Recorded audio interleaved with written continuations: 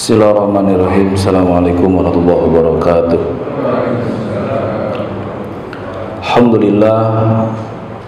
Alhamdulillahi wahdahu wassalatu wassalamu ala man la nabiyya wa la rasula ba'dah.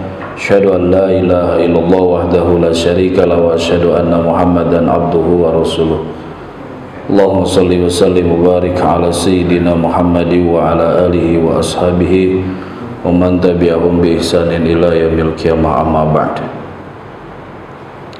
Hadirin jamaah Masjid Al-Hidayah yang dimuliakan Allah Subhanahu wa taala. Alhamdulillah, kita bersyukur kepada Allah Subhanahu wa taala yang telah memberikan nikmatnya, rahmatnya, hidayahnya kepada kita sehingga kita bisa sama-sama menjalankan kewajiban kita sholat maghrib secara berjamaah. Mudah-mudahan diterima oleh Allah Subhanahu wa taala, amin. Baik, kita lanjutkan bacaan kitab Nashihul Ibad.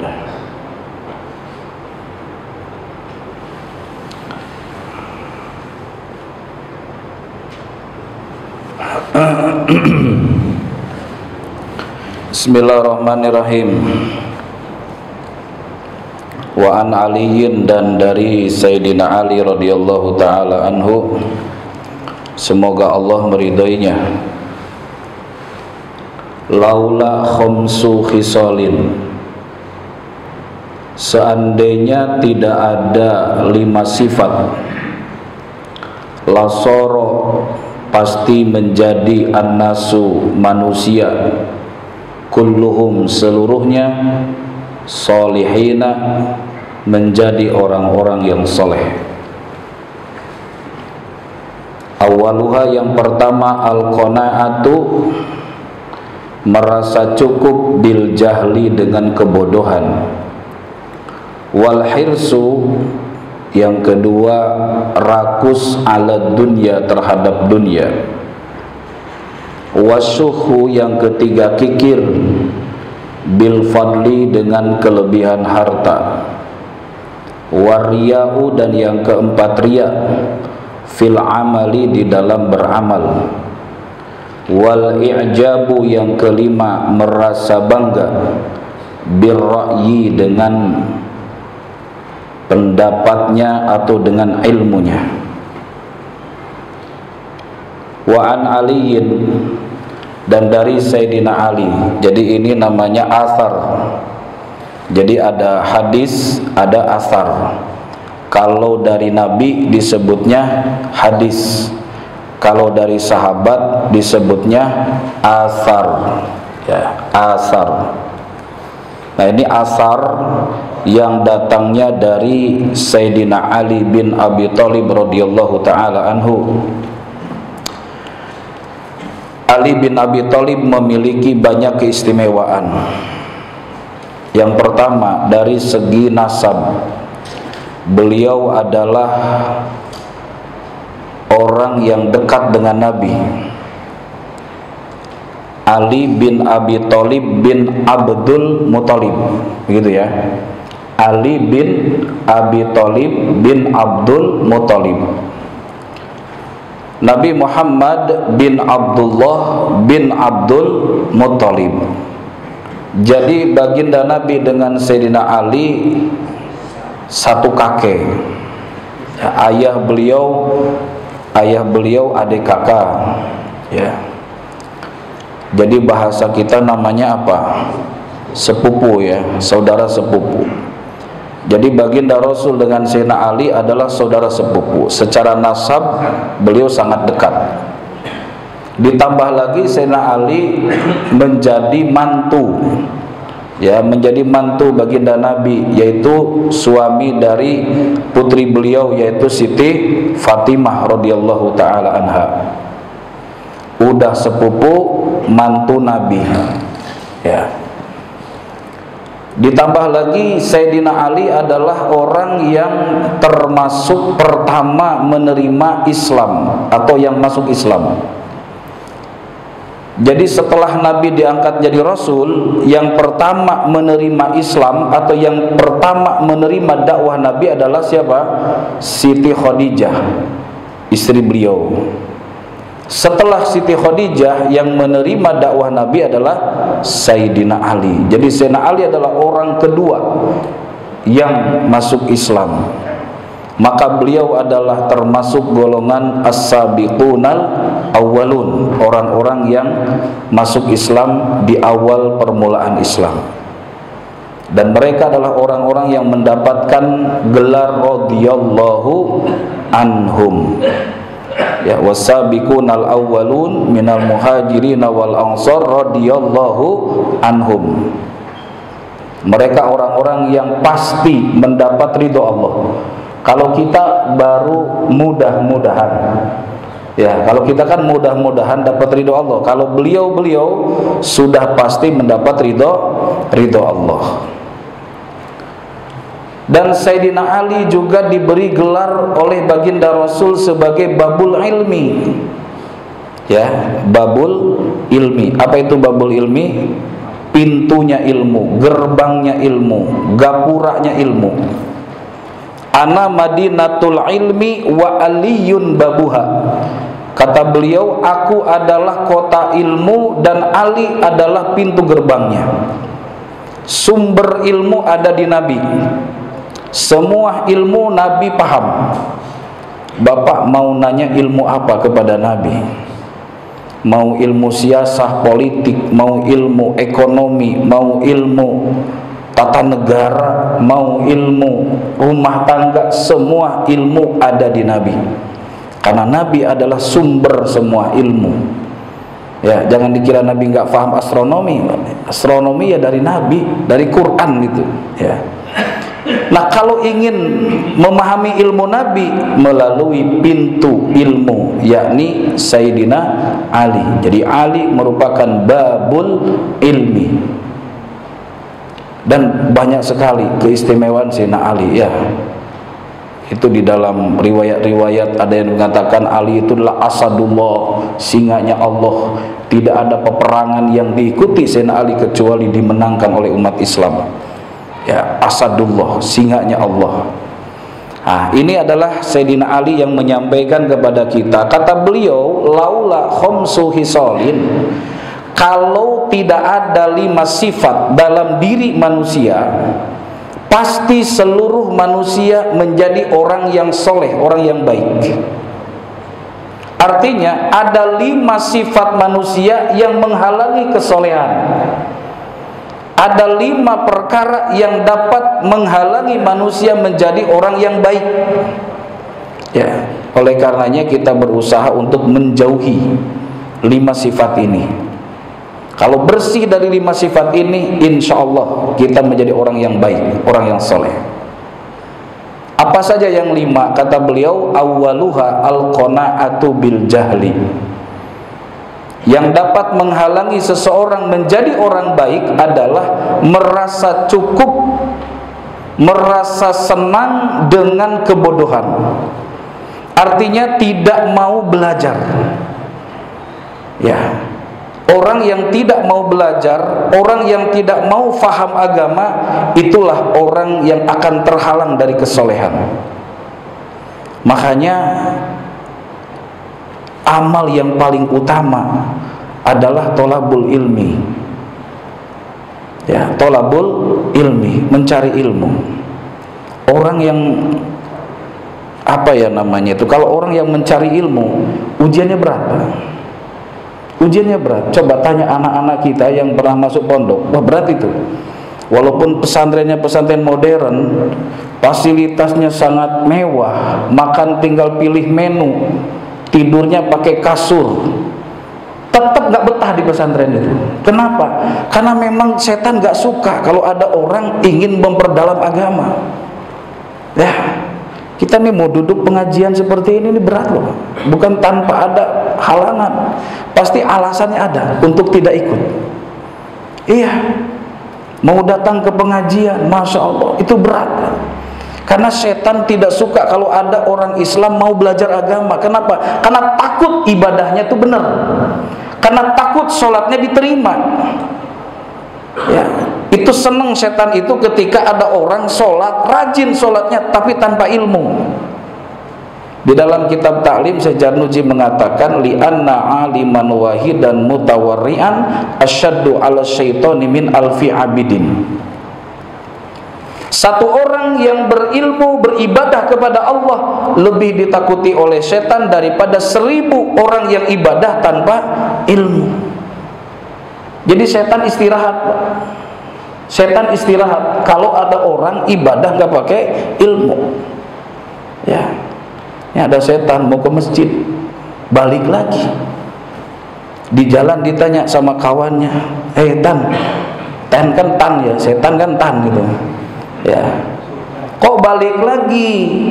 Katanya mau godain orang sholat di masjid. Kata setan, ngapain? Gak ada gunanya saya godain orang itu, karena orang itu udah jelas sholatnya salah, udah jelas sholatnya gak diterima karena sholatnya gak pakai ilmu. Dia gak ngerti kok tentang ilmu sholat, gak ngerti dia fikih sholat. Maka saya balik lagi, gak jadi saya mau godain dia, gak ada gunanya. Jadi setan aja gak mau, males lah godain orang yang bodoh. Nah, udah jelas-jelas sholatnya ditolak oleh Allah. Ya, Ibnu Ruslan mengatakan wa kullu man bighairi ilmin ya'malu a'maluhu mardudatun la tuqbalu. Setiap orang yang beramal tanpa ilmu maka amalnya mardud, tertolak. Ya, kan digambarkan nih Pak, ada orang bodoh sholat berjamaah. Imamnya bodoh, makmumnya bodoh. Satu ketika si imam sedang sholat, keluar angin, kentut. Bunyi tut, kedengeran sama makmum yang di belakang imam. Kata si makmum yang di belakang imam, itu imam batal karena imam kentut. Si imam kagak ngerti kalau buang angin itu batal sholat, diterusin sholatnya. Si makmum yang di belakang dia bilang itu imam batal sholatnya. Kenapa? Karena kentut. Kata yang di sebelah kanannya, kalau lagi sholat jangan ngomong, bisa batal. Ya. Kata yang di sebelah kirinya dia bilang, untung saya nggak ikutan ngomong, lain ngomong juga. Kira-kira ada yang benar gak sholatnya? Nggak ada, semuanya bubarlah sholatnya. Itulah gambaran kalau ibadah nggak pakai ilmu. Ya, maka sebaik-baiknya amal adalah tolabul ilmi. Tolabul ilmi faridatun ala kulli muslimin, bahwa mencari ilmu adalah wajib bagi setiap orang Islam. Kata Nabi apa? Kun aliman. 1, jadilah orang yang berilmu, disebut orang alim. Kalau orang yang banyak ilmunya disebut ulama, jamak dari kata alim. Jadilah seorang alim, belajar. Kalau nggak sanggup jadi orang alim, kata Nabi, au muta'aliman, jadi santri. Ya, muta'alim itu kan santri, pelajar, mahasiswa. Berangkat dari rumah ke pesantren, bertahun-tahun di pesantren, siang malam belajar agama, menghafal Quran, menghafal hadis, memperdalam kitab. Itu namanya muta'alim. Ya, sanggup jadi santri nggak? Udah lewat masanya ya, udah punya anak, udah punya cucu. Sekarang udah repot, urusannya udah urusan dapur, urusan bini, urusan anak, urusan udah nggak mungkin jadi santri. Au mustami'an, kata Nabi, kalau kamu nggak bisa jadi ulama, jadi santri. Kalau nggak jadi santri, jadi mustami. Apa itu mustami? Mendengarkan pengajian. Ini mustami ya. Mustami ya kan, pendengar setia. Ya. Oh, saya nggak bisa dengar, telinga saya udah kurang dengar, udah budek. Kata Nabi, au muhibban. Ya, nggak jadi ulama, jadi santri, tidak jadi santri, jadi mustami, jadi pendengar. Kalau nggak sanggup jadi mustami, au muhibban, jadi orang yang senang kepada ulama, cinta kepada ulama, cinta dengan ilmu, cinta dengan santri. wala takun khamisan, kata Nabi, jangan menjadi kelompok yang kelima. Jadi ulama enggak, jadi santri enggak, jadi mustami enggak, senang dengan orang ngaji enggak. Patahlika, kata Nabi, maka dia akan binasa. Minimal jadi orang yang senang, cinta ulama, cinta orang-orang yang belajar agama. Karena almar'u ma'aman ahabba, kata Nabi, di akhirat setiap orang akan dikumpulkan bersama yang dicintainya. Kita bukan ulama, cinta kepada ulama, dikumpulkan dengan ulama. Kita bukan santri, senang sama santri yang rajin ngaji, yang lagi menghafal Quran, yang memperdalam agama, dikumpulkan bersama mereka nanti di akhirat, insya Allah. Jadi minimal ini, kata Nabi, 4 ya. Makanya di rumah itu kita punya anak jangan jadi pengusaha semua ya. Satu jadi pengusaha, yang satu jadi pejabat, ya kan, yang satu jadi ulama. Harus ada jadi ulamanya. Falaula nafara min kulli firqatin minhum ta'ifatun liyatafaqahu fiddin. Kata Allah dalam surah Al-Anfal, hendaklah tidak berangkat semua ke medan perang. Tidak semua harus jadi mujahid. Sebahagian harus ada muta'alim yang pergi ke pondok-pondok pesantren, yang pergi ke majlis-majlis taklim untuk lihat tafaqahu fiddin, untuk memperdalam agama. Kenapa? Liyungdiru qaumahum idza raja'u, supaya nanti mereka bisa mengingatkan kaumnya, mengingatkan keluarganya apabila mereka salah. Kalau di rumah Pak nggak ada ulamanya, dalam keluarga tidak ada orang yang ngerti agama, nanti ketika ada kesesatan di dalam keluarga kita, siapa yang mau mengingatkan? Maka pilih ya di antara anak kita jadi ulama, minimal 1 dah gitu ya, dicalonkan jadi ulama yang paham agama ya. Kenapa? Karena ketika seseorang merasa cukup dengan kebodohan, maka dia akan terhalang dari kesolehan ya. Di dalam kitab Ta'lim dikatakan, wa fil jahli mautun wa fil jahli qoblal mauti mautun li ahlihi wa ajsamuhum kuburun wa ajsamuhum qoblal kuburi kuburun. Orang bodoh itu sebelum mati sudah mati ya. Orang jahil itu sebelum mati sudah apa? Sudah mati. Karena orang yang jahil itu ibarat makhluk yang tidak bernyawa ya. Kalau diumpamakan itu seperti ikan. Orang bodoh itu seperti ikan yang mati. Tahu ikan mati Bang? Dicampur dengan garam rasanya jadi asin, dicampur dengan gula rasanya jadi manis, dicampur dengan asam rasanya jadi asam. Itulah ikan mati. Tapi kalau ikan itu hidup, walaupun dia ada di dalam air yang asin, maka tidak akan pernah terkontaminasi tubuhnya dengan rasa asin. Dia akan tetap rasanya tawar. Kenapa? Karena ikannya hidup. Maka orang yang berilmu, dia tidak akan terpengaruh dengan situasi dan kondisi. Dia akan istiqomah. Nah, jemaah dimuliakan Allah Subhanahu wa taala. Jadi sekali lagi, yang pertama, yang menghalangi kesolehan seseorang adalah al-qanaatu bil jahli, merasa cukup dengan kebodohan ya. Kata Nabi, ciri-ciri kiamat atau ciri-ciri akhir zaman adalah ayyur fa'al ilmu, dicabutnya ilmu di alam dunia ini. Beliau ditanya, ya Rasul, bagaimana ilmu diangkat ke langit? Kata beliau, wa innama yantazi'ul ilma biqabdil ulama. Dicabutnya ilmu dari dunia ini dengan cara dicabutnya nyawa para ulama. Jadi ketika para ulama sudah tidak ada, itulah tanda menjelang kiamat. Pertanyaannya, di sekitar kita ada ulama nggak? Kayaknya nggak ada ya, kebanyakan ubaru ya. Ulama udah lewat. Siapa ulama itu? Innama yakhsyallaha min ibadihil ulama. Sesungguhnya ulama itu adalah mereka yang takut kepada Allah ini. Ya. Kalau yang ngomong ini bukan ulama, Pak, ubaru. Ya. baru belum ulama ya. Nah, kata Nabi bahwa ciri akhir zaman atau ciri kiamat sudah dekat ketika di dunia ini sudah tidak ada lagi ulama. Ketika ulama sudah langka, ittakhadhan nas ru'asa juhalan. Manusia akan memilih pemimpin orang-orang bodoh yang diangkat jadi istilahnya apa ya, mufti lah gitu ya, itu orang bodoh yang diangkat jadi pemimpin mereka dari kalangan orang-orang bodoh, sehingga mereka mengurus suatu perkara tanpa dasar ilmu ya.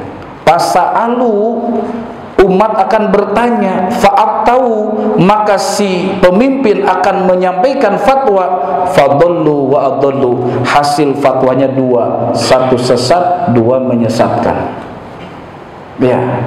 Karena sekarang Pak, yang penting pintar ngomong ya, langsung disebut ustad ya kan, langsung dipanggil Gus, langsung dipanggil Buya ya. Yang penting pintar ngomong aja di media, dipanggilnya langsung Buya gitu. Padahal tidak pernah mondok, gak pernah ngaji, gak pernah belajar bahasa Arab, gak pernah, cuma pintar ngomong doang. Akhirnya ketika menyampaikan fatwa, menjawab pertanyaan dari umat, maka hasil fatwanya fadallu wa adallu, sesat dan menyesatkan. Makanya yang merusak agama, rusaknya agama adalah disebabkan kejahilan orang-orang yang berfatwa. Orang beribadah tanpa ilmu, ini rusaknya agama. Fasadun kabirun alimun mutahatikun wa akbaru minhu jahilun mutanasikun. Kehancuran, kerusakan agama, satu disebabkan orang alim yang durhaka, dua disebabkan orang bodoh yang beribadah. Ini rusaknya agama ya. Nah, kita jangan termasuk yang merusak agama ya. Maka hilangkan kebodohan kita. Minimal ibadah solat kita ini berdasarkan ilmu. Kita tahu rukun solat, tahu batal solat. Kita wudhu, mengerti mana fardu wudhu, mana batal wudhu. Kita berumah tangga, tahu mana hak, mana kewajiban ya. Karena kalau tidak seperti itu, berarti berumah tangga di atas kejahilan. Makanya merusak rumah tangganya kalau di atas kebodohan. Nah, kita ngaji niat liizalatil jahli, menghilangkan kebodohan. Kemudian jemaah dimuliakan Allah, yang kedua, penghalang kesolehan manusia adalah wal hirsu ala dunya. Apa artinya hirsu? Rakus ala dunya, terhadap dunia. Maksudnya rakus terhadap dunia itu adalah dia mengumpulkan dunia sehingga lalai kepada Allah Subhanahu wa taala. Itu namanya rakus terhadap dunia. Ya, kalau dunianya itu kemudian digunakan untuk ibadah, digunakan untuk agama, itu bukan cinta dunia. Itu bukan rakus dunia, karena memang agama juga membutuhkan materi. Betul nggak? Ini masjid tidak akan wujud kalau tanpa materi. Ya, AC pakai duit. Ya, pakai duit atau pakai daun ya? Di sini mungkin pakai daun kali ya. Itu ya. Semua kan fasilitas ini harus pakai dunia. Nah, dunia itu dibutuhkan untuk wasilah menyempurnakan agama. Tapi ketika hanya mengumpul-ngumpul dunia, mengkoleksi dunia, itu namanya hirsud dunya, rakus terhadap dunia. Ya, punya rumah 10, yang dipakai 1, yang lainnya apa? Kosong, terbengkalai, dipakai enggak, diurus enggak. Coba kalau yang kosong itu dipakai rumah tahfiz, dipakai tempat anak-anak mengaji, kan manfaat, maslahat, jadi amal jariah. Tapi ketika kosong, terbengkalai, itulah namanya hirsud dunya, numpuk-numpuk dunia. Ya. Belajar dari kejadian kemarin di mana itu, di Amerika itu, di LA gitu ya. Masya Allah, itu rumah yang harganya berapa miliar katanya, puluhan sampai ratusan miliar. Artis-artis ternama di dunia, orang-orang kaya di dunia termasuk di Indonesia, itu mereka punya villa di sana, punya rumah di sana. Sekarang sudah nggak ada apa-apanya lagi. Yang nilainya ratusan miliar, puluhan miliar, tidak ada nilainya lagi sekarang. Kenapa? Itulah hakikat dunia. Kalau tidak dipakai ibadah kepada Allah, maka halaluha hisabun wa haramuha iqabun. Itulah harta, itulah dunia. Kalaupun halal dia cara mendapatkannya, tetap dihisab oleh Allah. Apalagi kalau haram, haram dapat apa? Dapat siksa. Ya, oleh karena itu kalau kita punya kelebihan harta, gunakan untuk ibadah kepada Allah. Ya, punya rumah lebih, manfaatkan biar maslahat. Dan itu adalah menjadi amal jariah kita. Ya. Nah, itu namanya hirsu ala dunya. Ya. Orang kalau sudah rakus terhadap dunia, maka akan timbul penyakit. Apa penyakitnya? Penyakit orang cinta dunia, penyakit orang rakus dunia apa? Mencuri, korupsi, bahasa kerennya korupsi kan gitu. Maksudnya korupsi itu maling gitu kan. Ya, bahasa kampungnya kan maling gitu. Ya, bahasa kerennya yang korupsi, orangnya koruptor kan gitu. Padahalnya namanya tuh sebenarnya tuh maling gitu kan. Rampok, ya kan? Jadi rampok, Pak. Orang kalau sudah rakus dunia jadi rampok. Ya, pinter nipu. Ya, nipu orang, curang. Wah, luar biasa. Kenapa? Rakus dunia ini kata Sayyidina Ali, hubbud dunya ra'su kulli khati'atin. Ya, rakus terhadap dunia adalah pangkal segala kejahatan. Iya kan? Pangkal segala kejahatan. Orang kalau sudah rakus dengan dunia tidak akan pernah puas dengan dunia. Laukana libni Adam wadiyan min dahabin ahabba ayyakuna lahu wadiyan. Seandainya anak Adam memiliki satu gunung emas, maka dia tidak akan puas. Dia akan mencari 2 gunung emas. Sudah punya 2 gunung emas, dia tidak akan puas. Dia akan mencari 3 gunung emas. Begitulah karakter manusia dengan dunia. Tidak ada manusia yang merasa puas dengan dunia.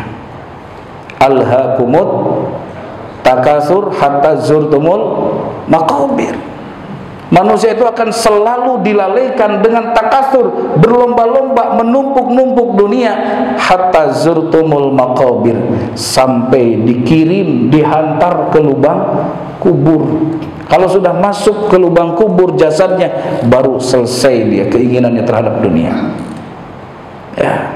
Jadi jangan dikira kalau sudah punya rumah besar terus saya akan puas. Enggak. Kalau sudah punya duit banyak saya akan puas. Enggak. Yang membuat puas itu adalah rasa syukur, disebut qanaah. Ya, berterima kasih dengan kebaikan Allah, senang dengan kebaikan Allah, itulah akan merasa puas. Ya, tapi ketika kita merasa kurang, maka tidak akan ada orang yang puas dengan dunia. Nah, ini hirsud dunia. Kemudian yang ketiga, jemaah dimuliakan Allah, penghalang manusia menjadi soleh adalah as-suhu bil fadli. Apa artinya suhu? Suhu itu artinya kikir. Jadi dalam bahasa Arab ada suhu, ada bakhil. Pernah dengar bakhil? Bakhil artinya apa? Pelit. Nah, suhu itu mbahnya gitu. Nah, itu kalau mbahnya pelit apa itu namanya? Nenek pelit. Nenek moyangnya pelit. Kalau bakhil itu, Pak, dia tidak mau berinfak, bersedekah yang hukumnya sunnah. Itu namanya orang bakhil. Tapi ketika dia tidak mau zakat yang hukumnya wajib, tidak mau memberikan nafkah yang hukumnya wajib, maka itu bahasa Arabnya syuhu. Itu. Jadi kalau syuhu itu adalah apa ya? Itu sudah penyakit yang berbahaya. Kalau bakhil, hampir rata-rata manusia punya sifat bakhil. Tapi kalau sudah kena syuhu, nah itu ya, sudah kena pelit bin pedit bin koret, nah binnya harus banyak, karena itu mbahnya itu. Nah kalau sudah begitu, ini pertanda kehancuran. Innama ahlakal ladina qablakum asyuh, ittaqus syuha fa inna syuha ya ahlaka man kana qablakum. Jauhilah penyakit kikir bin koret bin pelit. Kenapa? Karena itu akan yang menyebabkan kerusakan umat-umat terdahulu. Sehingga dalam hadis Nabi dikatakan setiap hari ada 2 malaikat yang berdoa, betul nggak? Satu apa doanya? Allahumma a'ti munfikon kholafa, ya Allah gantilah harta, berkahkan harta orang yang suka berinfak. Malaikat yang kedua berdoa apa? Allahumma a'ti mumsikan talafa, ya Allah hancurkan, bangkrutkan harta orang yang tidak suka berinfak. Jadi jemaah dimuliakan Allah, nggak ada orang yang rajin berinfak terus hartanya habis. Kalau hartanya habis berarti bakhil itu. Iya, kan didoakan buruk oleh siapa? Oleh malaikat. Ya. Jadi malaikat mendoakan orang yang infak supaya hartanya bertambah, dan malaikat mendoakan bangkrut, ya kan, kepada orang yang bakhil, yang pelit. Itu. Nah, kemudian yang keempat, kata beliau, kata Sayyidina Ali, bahwa yang menghalangi kesolehan adalah warriya'u fil amali, riya di dalam beramal. Apa itu riya? Riya itu ingin mendapatkan pujian dari orang lain. Ya. Orang riya ini kalau tidak dipuji malas. Ya, kalau nggak dipuji malas. Tapi kalau dipuji rajin. Ya, itu rajin. Jadi kalau azan dipuji, bagus sekali ya adanya ya, kayak azan Mekah itu. Besoknya azan lagi. Azan lagi. Itu belum perlu zuhurnya jam 10. Udah azan gitu. Nah, saking senangnya dipuji kan gitu. Nah, kalau nggak ada pujian ya nggak mau ya. Maka dalam Al-Quran Allah berfirman, fawailun lil musallin alladzina hum an salatihim sahun alladzina hum yuraun. Fawailun lil musallin, celaka orang-orang yang sholat. Nah, ini ayat nggak boleh sepotong nih. Jangan titik, jangan berhenti di sini. Ya, fawailun lil musallin, celakalah orang-orang yang sholat. Kalau kedengaran sama orang bodoh yang nggak sholat, alhamdulillah saya nggak sholat. Ya, celaka yang sholat, mending nggak sholat gitu. Kalimatnya diterusin, fawailun lil musallin, celakalah orang-orang yang sholat, alladzina hum an sholatihim sahun, mereka sholat tapi lalai.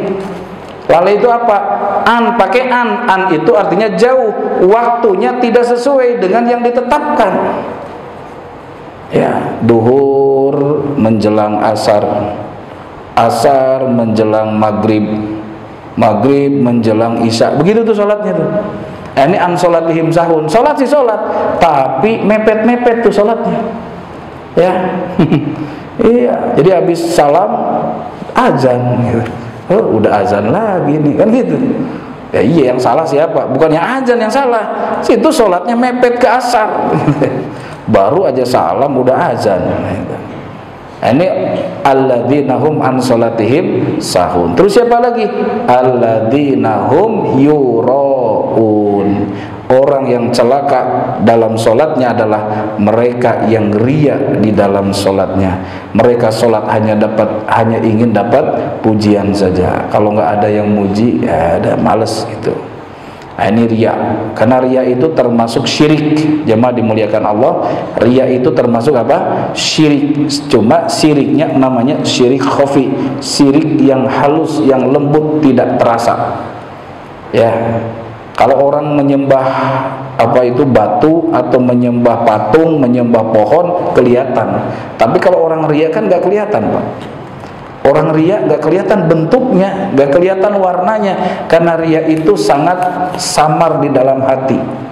Ya, kita juga nggak bisa nuduh orang riya. Kenapa? Karena riya itu tersembunyi. Kata Nabi, asyirku akhfa min dabibin namli. Ya, kesyirikan termasuk riya itu lebih halus daripada merayapnya seekor semut. Ya, kalau semut merayap di baju kita nggak kerasa, begitulah kesyirikan. Ya. Nah, jemaah dimuliakan Allah, riya termasuk penyakit hati yang dapat menghalangi kesolehan seseorang. Artinya kita beramal harus lillahi ta'ala, karena Allah ta'ala. Yang terakhir, Sayyidina Ali mengatakan yang dapat menghalangi kesolehan seseorang adalah wal i'jabu birra'i, bangga terhadap diri sendiri. Ya, bangga terhadap diri sendiri. Biasanya seseorang itu ujub disebabkan punya kelebihan. Orang yang punya kelebihan harta, kaya raya, itu bangga dengan hartanya. Orang yang punya kelebihan ilmu biasanya bangga dengan ilmunya. Orang yang punya kelebihan ganteng gitu ya, gantengnya di atas rata-rata gitu, nah itu suka bangga. Jadi kebanggaan itu biasanya disebabkan punya kelebihan.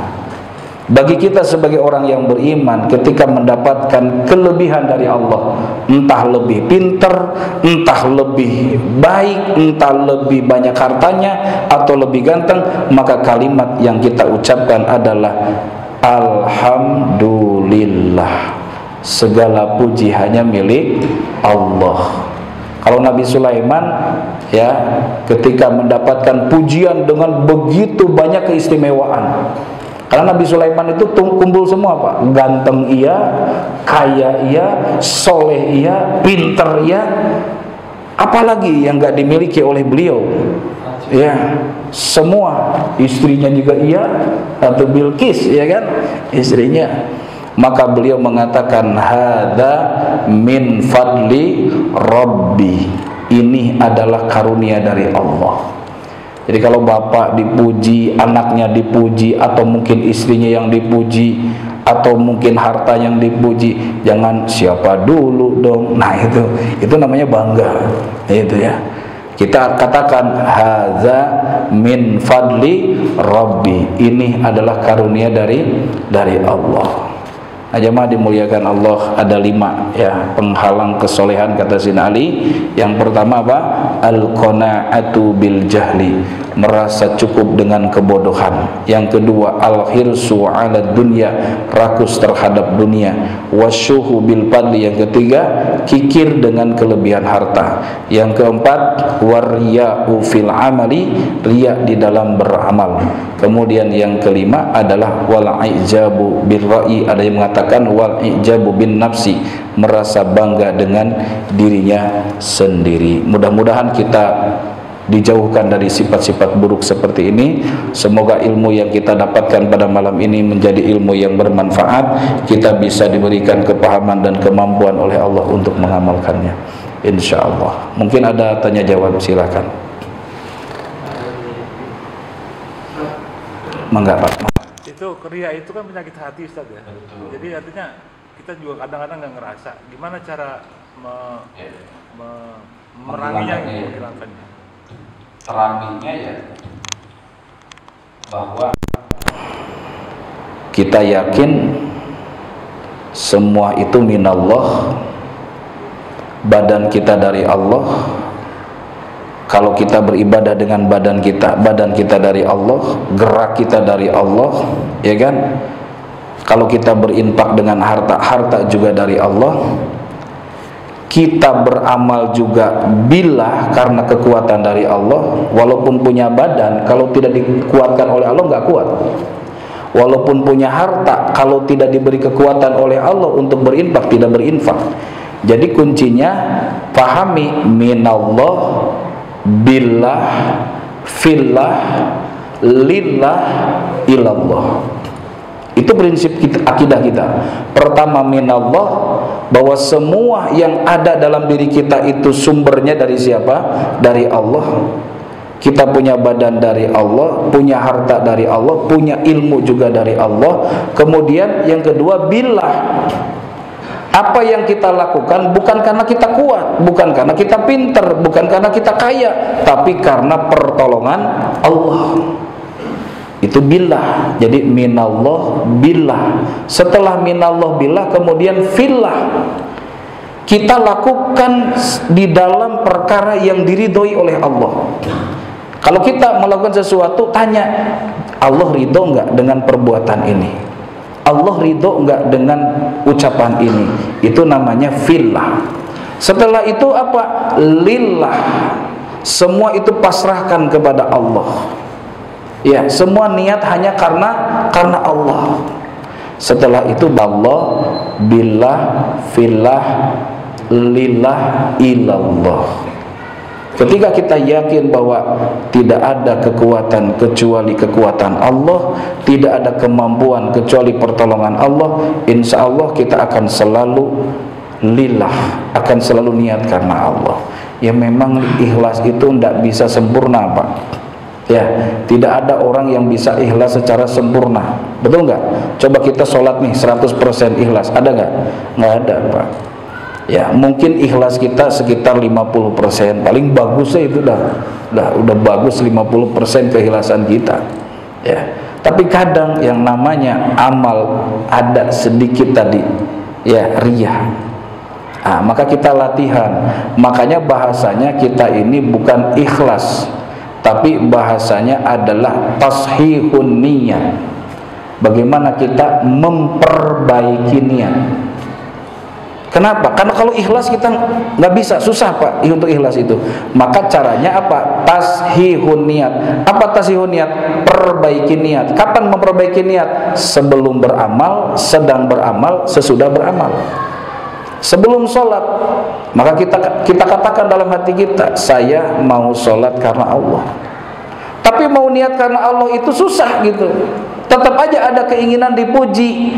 Oke, kita sholat. Sedang sholat kita ingat kepada Allah. Inna sholati wa nusuki wa mahyaya wa mamati lillahi rabbil alamin. Sholat saya ini, ibadah saya ini, hidup dan mati saya ini hanya milik Allah, hanya karena Allah.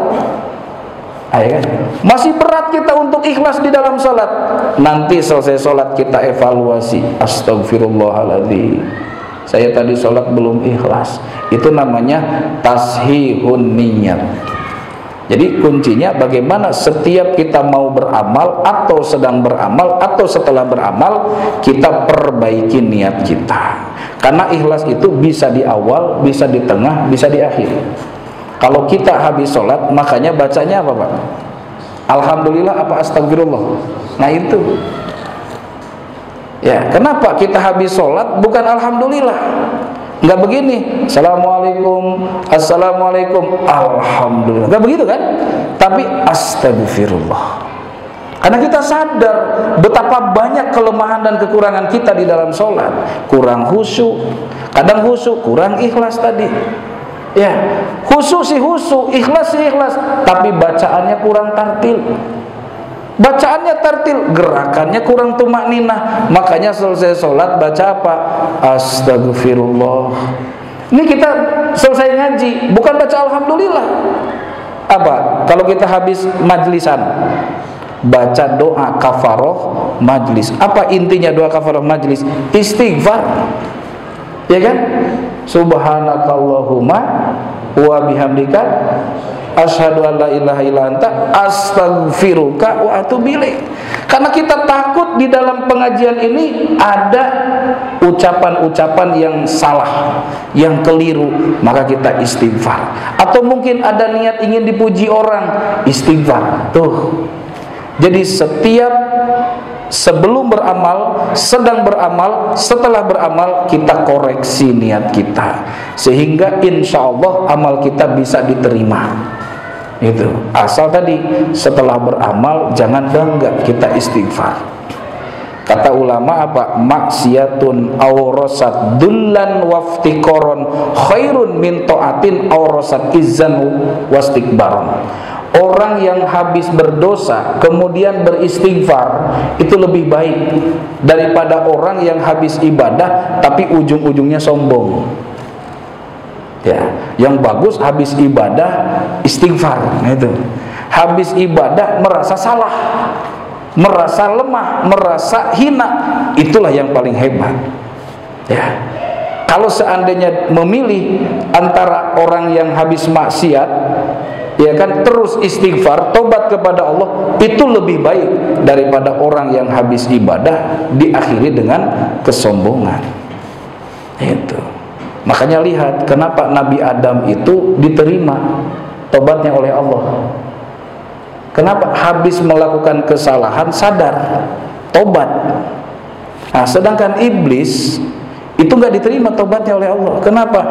Habis melakukan kesalahan, sombong.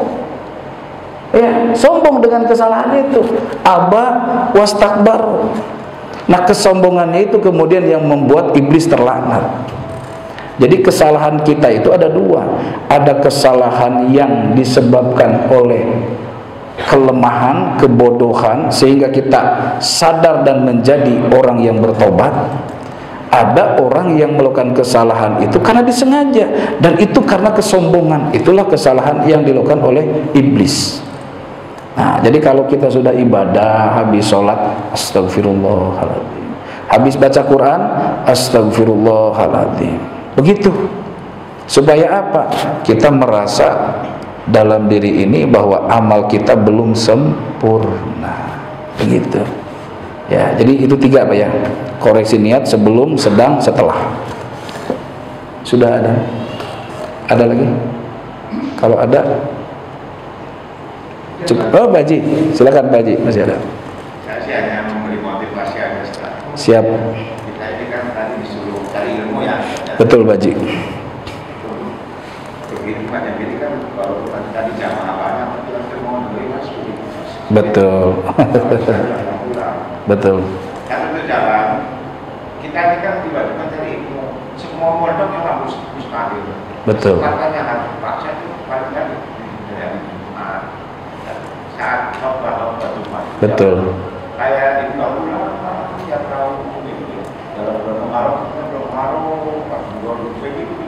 Betul. Mereka saling ada kantu. Jadi kayak ada judul gitu. Iya. Ini motivasi aja.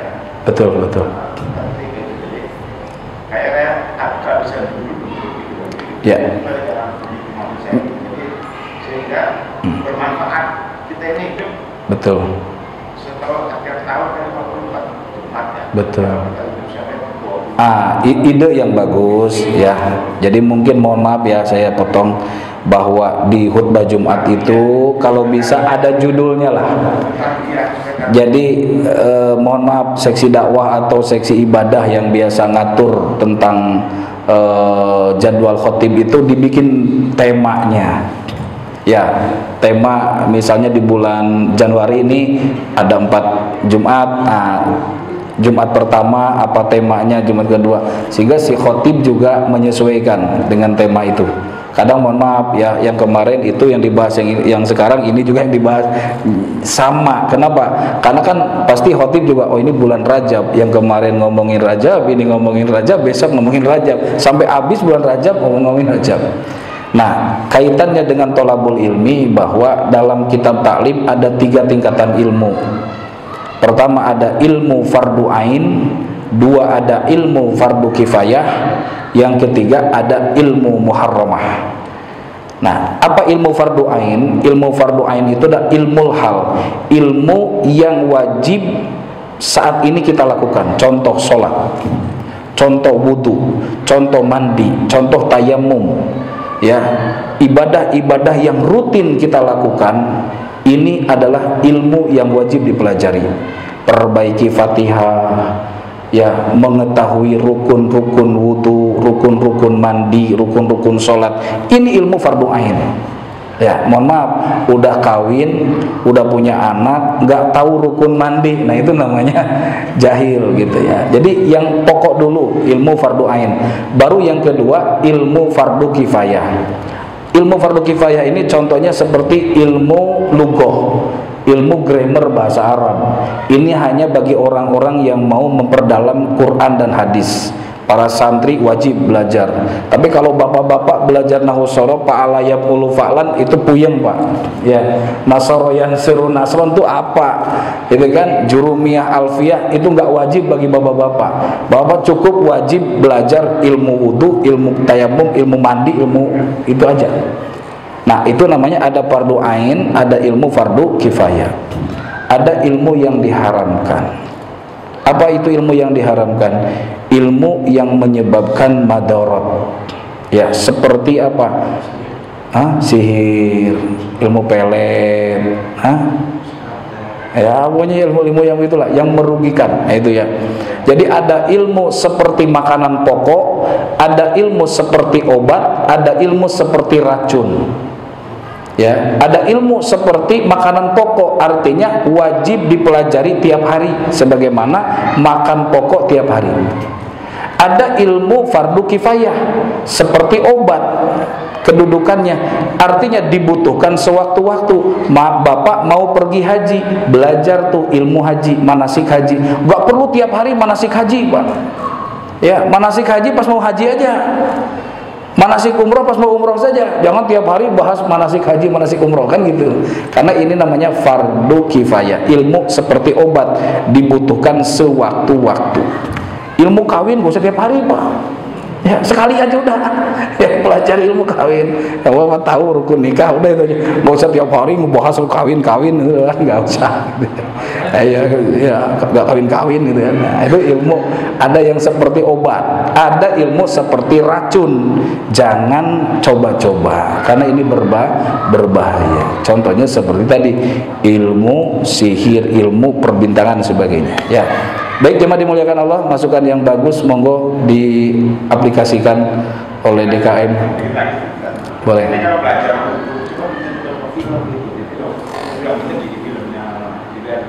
Oh sih. Ya.